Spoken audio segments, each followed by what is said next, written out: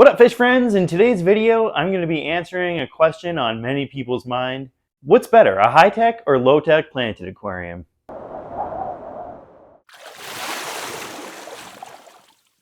right, so the first thing we got to talk about is what's the difference between a high-tech and low-tech planted aquarium in the first place? So obviously we're talking about technology, and the biggest factor is carbon dioxide. So a high-tech planted tank uses carbon dioxide. As a result, you're able to put more light on that tank. You need more nutrients, usually stronger filtration, and people end up doing more with their aquascaping in a high-tech planted tank. Now, a low-tech planted tank can still have a crazy cool aquascape and design, hardscape, layout, whatever you want to call it, but the difference is that there's going to be no CO2, and as a result, there tends to be weaker lighting, less nutrients in the water via fertilizing, and also usually less filtration. That being said, low-tech and high-tech tanks aren't like clearly defined, and people can use different terms. Sometimes when people talk about low-tech, high-tech, they're really only talking about the difference in CO2 or no CO2. What's your opinion on high-tech versus low-tech planted tanks? Are you one of those people that thinks it has to be one or the other? Or do you think that it's okay to keep a high-tech and low-tech planted tank? Drop a comment below. I'd like to know what you think. So I know that fish keeping is kind of a funny hobby and that people are like super opinionated about stuff. Um, high-tech people think that's the only way to go, and low-tech people can think that's the only way to go. And so it's a little bit hard to break down something kind of divisive like this, which seems a little silly when I say it that way. But I do get a lot of comments from people just slaying my high-tech tanks. Not so much the other way around. People don't seem to be as hard on low-tech tanks, but I do know that there is this opinion out there where, like, some people who only do high-tech tanks, that you can't grow healthy plants without CO2 and strong lighting, and that's totally not the case. So what I'm going to do today is break it down into 4 different categories, which should help to kind of track it on paper, like pros and cons, which one is better. So the first category is budget. The second is time commitment. The third is aesthetics. And then the fourth is experience level. So I think with regards to budget, it's pretty obvious. Low-tech planted tanks tend to be cheaper than high-tech planted tanks. Now, you can still buy a huge custom-made aquarium and keep it low-tech and end up being way more expensive than a small high-tech planted tank. When it comes to a high-tech planted tank, you're looking at strong lighting, CO2, usually a canister filter, better substrate, or at least more expensive substrate, and then people tend to go all out buying more wood and rocks for the aquarium. Things can add up really quick. So let's take a little price breakdown. If we're going to do just like a 20-gallon, for example, how much can you rack up buying all the equipment for each tank? All right, we're going to take the same 20-gallon long aquarium with the same heater for both low and high-tech aquariums. It's going to start to change when we get to the light. You can look at the breakdown here. I think it was a night crew for the low-tech tank, and then a fluval planted 3. So not even like the most high-end planted light, but a pretty decent one. And then for substrate, I've just budgeted for some garden soil and then a bag of pool filter sand. Whereas for the high-tech tank, I have 2 bags of aquarium soil, Landon, but most of the pricing is pretty comparable. And then CO2, low-tech, none because there's no CO2. And then $150, that's just a rough estimate, for the whole CO2 system. And then filter, hang on back for the low-tech tank, and then budget canister filter for the high-tech tank. And then for the plants, that's pretty variable. Anyone can decide what they want to do there, but generally, I do spend less money on plants for low-tech tanks, whereas high-tech tanks usually about twice as much. And then hardscape, I put the same amount in because That's not really going to change depending on the type of tank. And you can also go out and find your own to save money for both low tech and high tech tanks. So coming in at 250 bucks roughly, less than half the price of the almost $700, the low tech definitely beats the high tech tank in the budget category. Now let's look at time commitment. So every aquarium needs to be cleaned out. I'm not a believer in these ecosystem tanks where you just kind of sit them and let them go. I suppose in some cases it's possible to get away without cleaning your fish tank, but I own an aquarium cleaning company and I can tell that the people who don't clean their tanks usually have unhealthy fish, and people who clean their tanks or hire me to clean their tanks usually have healthier systems, not only like in terms of the fish look healthier and the shrimp are breeding and the plants look good, but also in terms of that tank's fun to look at. No one really wants a slimy, sludgy tank. Kind of reminds me of what I had as a kid, and that's just, that's not the point of fish keeping for me. Unless you're in it just for the fish and you're trying to breed or whatever and you don't really care at all about aesthetics, then maybe you might be able to get away with less cleaning from that perspective. But when it comes to high tech versus low tech tanks, the difference in maintenance is pretty substantial. So in a low tech tank, you can really just scrub the glass down and then do a quick water change. For like using our example of the 20-gallon tank, I could do that in 10, 15, 20 minutes.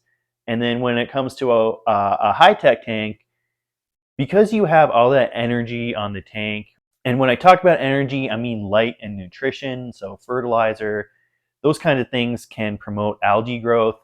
And so a lot of the high tech maintenance revolves around keeping algae down and clipping leaves. So because the plants are growing so fast, there's a lot of trimming that needs to go on.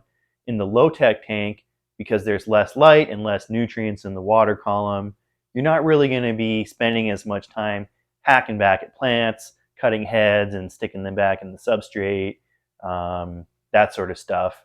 So whereas that low-tech tank, I'm spending maybe 15 minutes cleaning it out, a high-tech tank, I can spend up to an hour easily once a week cleaning that out.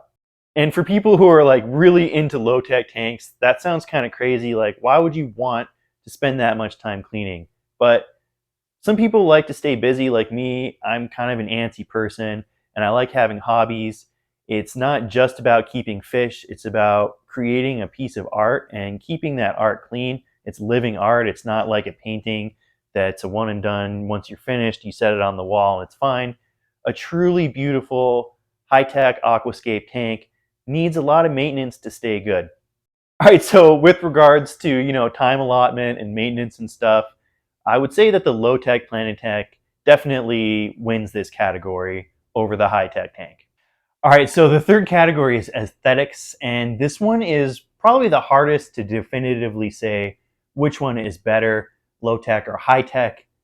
If you break it down, really, the biggest difference between a high-tech and low-tech planted tank is that the high-tech tanks enable plants to grow a lot lusher, more compact, more colors, more textures, and they can just fill out everywhere. So in a low-tech planted tank, you'd have a really hard time getting a carpet like this, and just to see every nook and cranny filling out with plants.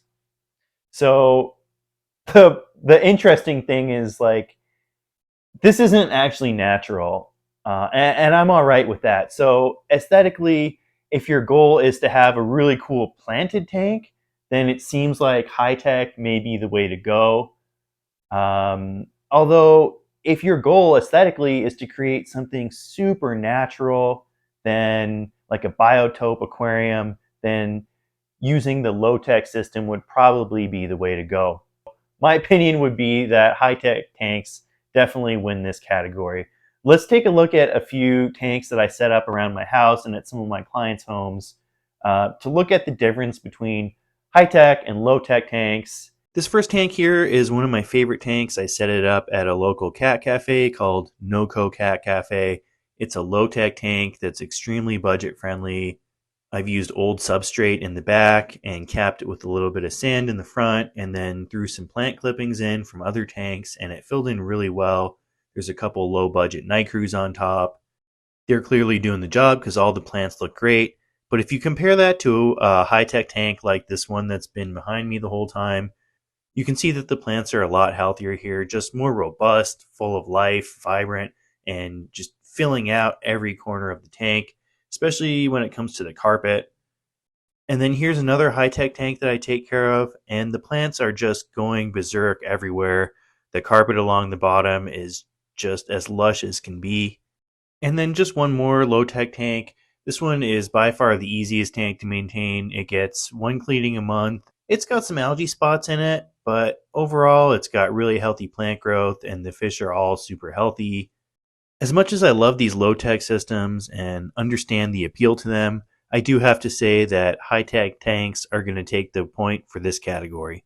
All right, and so the last category we're going to talk about today is experience level, and I don't think people chat about this one enough. What's so great about low-tech planted tanks is that they are pretty easy to do.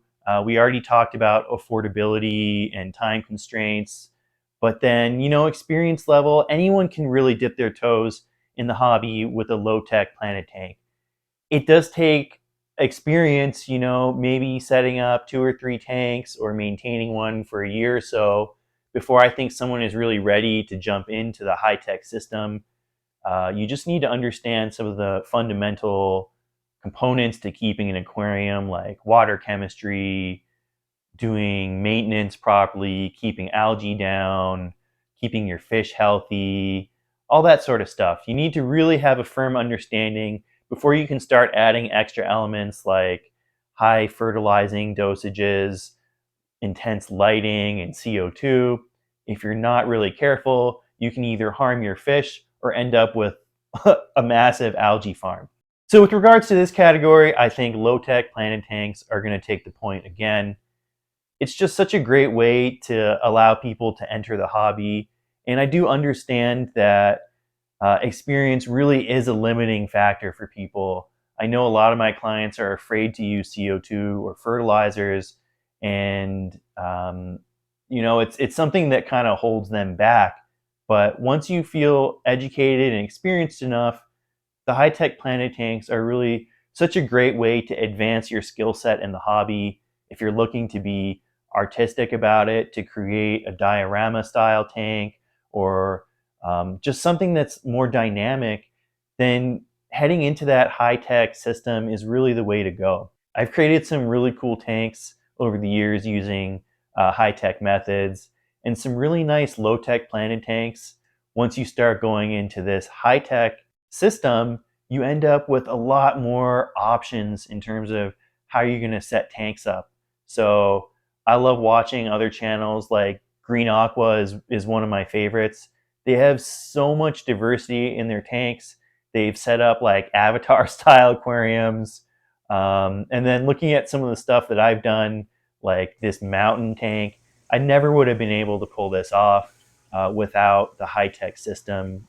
Even though low-tech tanks did take more points and are generally better for the average aquarist or aquarium keeper, I'd say that if you're looking to evolve your skills and see where this hobby takes you, I've been doing this for 30 years and I've tried saltwater. I did reef tanks for a while, but my heart really is with the high-tech planted tank. At the end of the day, it's really just a preference or opinion. You can look at the points that I've tallied up for each category if that helps you to decide. But really, it is a personal preference. You decide if you enjoy taking the time to do the maintenance in this hobby, if that's a fun process for you. I usually just end up watching YouTube or music in the background, crack open a drink, enjoy it. It's a fun process. If aquarium keeping for you is really just about doing it as cheaply as you can so that you can have some really cool fish and not spend a ton of time cleaning the tank, then a low-tech tank is the way to go. Let me know in the comments what you think about the difference between high-tech and low-tech tanks. All right, thanks so much for watching, everyone. Let me know if you have any questions. Drop a comment if you enjoyed today's video. Until next time, see ya.